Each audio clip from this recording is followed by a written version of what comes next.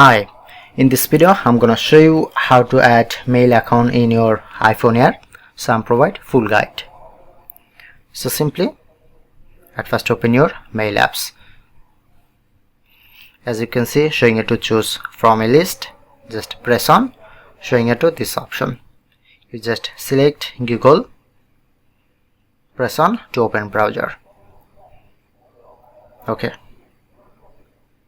alright, then you get this prompt, enter your email address. Okay, press on next. Okay, you just enter your password, press on next.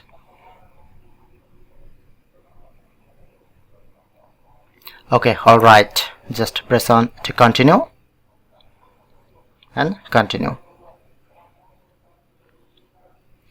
Okay, press on save and that's it.